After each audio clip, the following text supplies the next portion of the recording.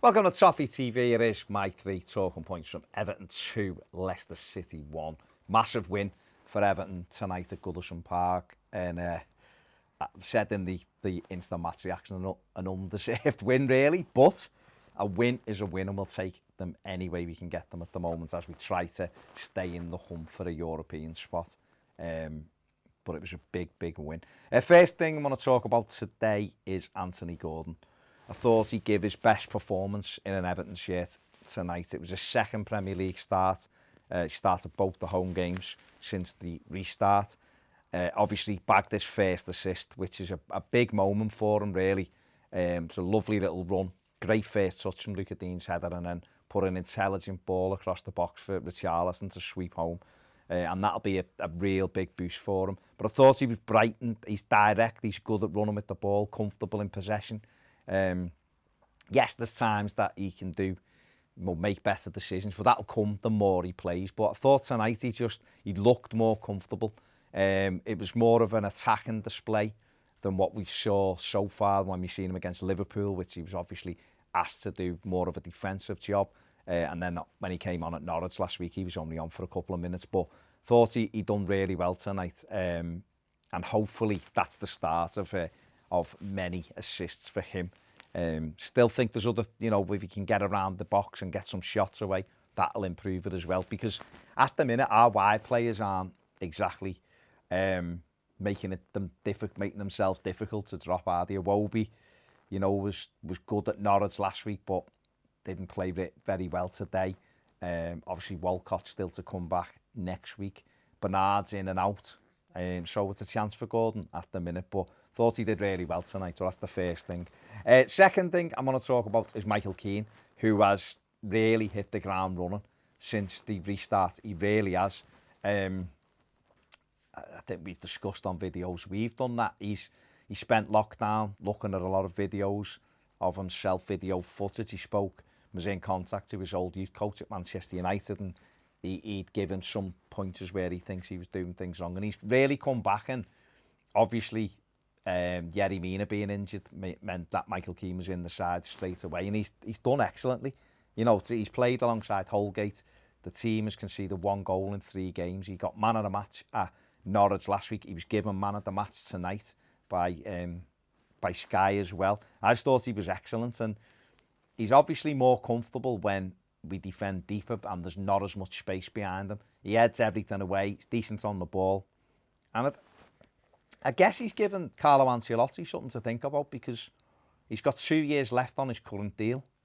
And so maybe there is a decision that needs to be made there as to whether we offer him a new contract.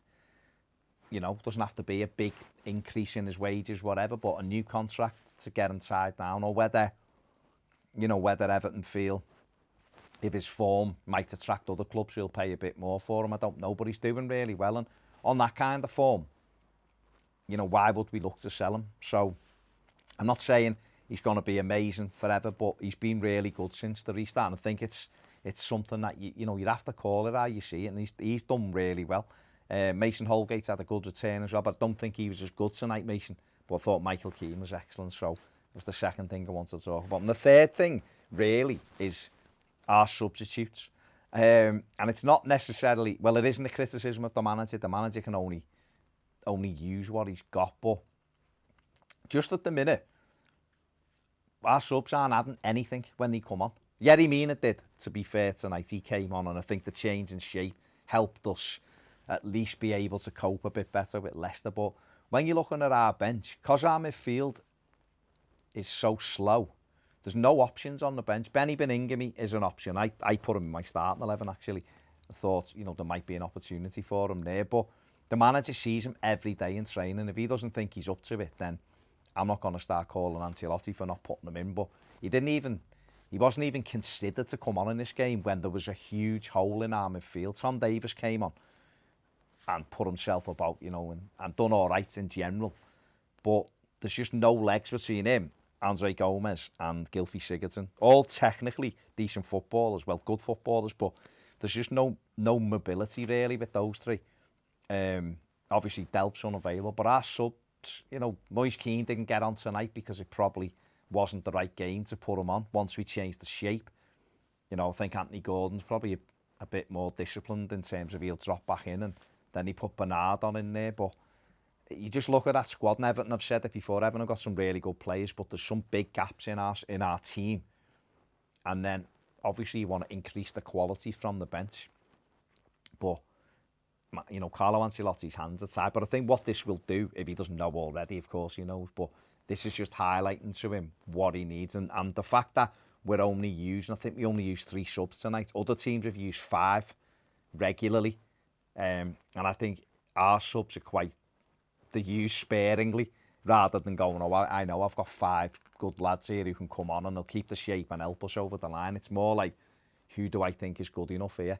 And so it's just, you've got to look at the squad like that. But certainly the centre of the park is a massive issue for us. But then if you get better players to come into the team, then those lads who are in the team now then become your subs and they become a stronger thing. But I just thought it was interesting. The 3 games so far, we've used our subs really sparingly. Liverpool, there was 1 until injury time, and then we tried to run the clock down. Norwich was a very similar story. You know, we made the change at half time, but then, you know, the changes again were late on. And then tonight, you know, has been a bit of a similar story as well. So that's something, you know, that I'm sure the manager is looking to improve. And if you can get better players in, then your sub bench becomes stronger, doesn't it? Because those players are replacing the lads who are on the bench now, and then the level of your squad goes up, and that's something we need. Whereas Leicester probably have more options coming off the bench. Didn't really affect them as much. One sub for us seems to throw the whole game plan out the window at the minute, and that's something I'm sure the manager will look to correct in the summer. There you go, they're my 3 things. Agree, disagree, let me know in the comments below. Make sure you subscribe, give the video a thumbs up, and if you want more videos, join us on Patreon, because why wouldn't you? See you later.